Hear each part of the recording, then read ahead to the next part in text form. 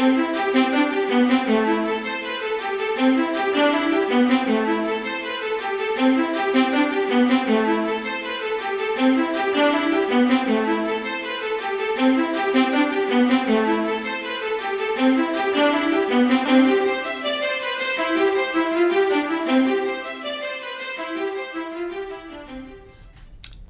again. This is my monthly little chit chat, unscripted, off the cuff chit chat. And today I just wanted to talk a little bit about education. MIT has just concluded a study over many years about the importance of preschool. And in the end, they have reached a conclusion that their study is inconclusive as to the importance of preschool to the success of people.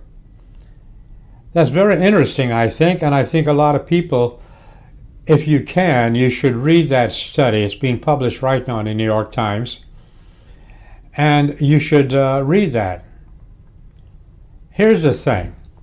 As far as education is concerned, a lot of people believe mistakenly that having a degree is the same thing or it equates to having an education. It does not. Unfortunately, a lot of colleges have maintained their standards. For example, if you're a graduate of MIT or Harvard, people understand clearly that you're an educated person because they never, ever reduced their standards. But there are a lot of colleges who did reduce their standards to make room for people to enter into their college. And in so doing, they lessened the importance of their education.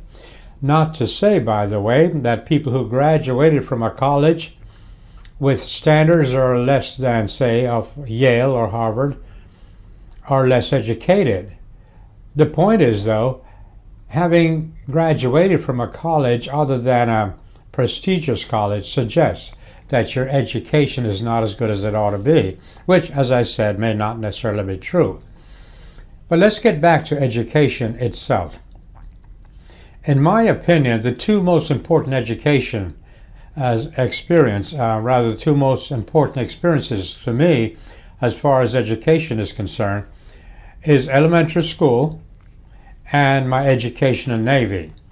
Now, in elementary school, which is under the British school system, I was taught to read and write, to think logically, exposed to Latin and literature from all over the world, exposed to mathematics as it applied to day-to-day life. And most important of all, the elementary school fostered my imagination. In other words, it was an elementary school where they emphasized the importance of imagination. That's very important. High school, I think, is there simply to get people or prepare people to be employed. That's it. And many high schools don't even do that. They restrict their education to being employed in the fast food industry, and that's it.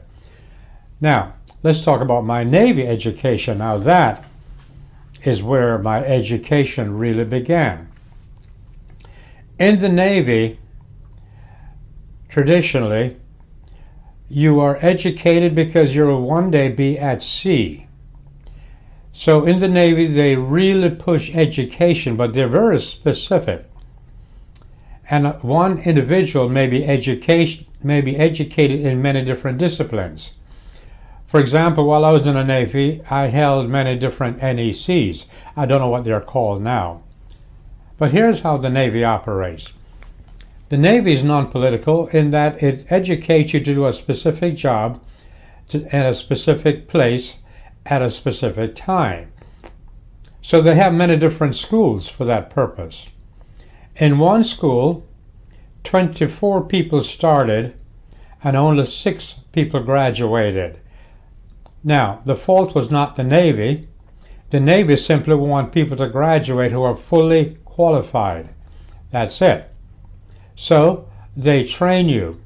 You can understand that if you're at sea on a ship with a limited amount of men, with infinite amount of requirements, the one individual has to be trained in many different areas. In my case, even though I was a photographer, I was also a locker leader. A locker leader means that somebody who was in charge of a firefighting team. Now you might say, what does that have to do with photography? Nothing. But if something is wrong on the ship, everybody has to learn how to fight the fire. So you're trained in that. And so it is with education. I believe, this is strictly my personal opinion, that education should have a lot to do with making individuals better human beings. That's what I believe. And in so saying, I also believe wholeheartedly that from the age of 0, or let's say 1, to age 10 or 11, kids should be taught how to be better human beings. They should not be graded, but should be taught. The emphasis should be on better human beings. As a matter of fact, I don't think kids should be graded until they're in 11th grade. And then, and only then, they should also be subjected to aptitude tests to find out where their interest lies. Look, not everyone is college material. A lot of people want to do things that are not necessarily college. That does not necessarily mean a college education. Now, if between 1 and 10 you're trained to be a good human being, and you are also exposed to different disciplines, by then you will have a very good idea what you want to do in life to make you happy. With the understanding, of course, that you may change your mind, because change is a constant. So that is my attitude about education. Train people to be good human beings, and then allow them to pursue whatever it is it's going to take to make them happy. Whatever it takes to make them happy. So that's my little chit-chat for May, and I hope that you'll have an absolutely fantastic day today.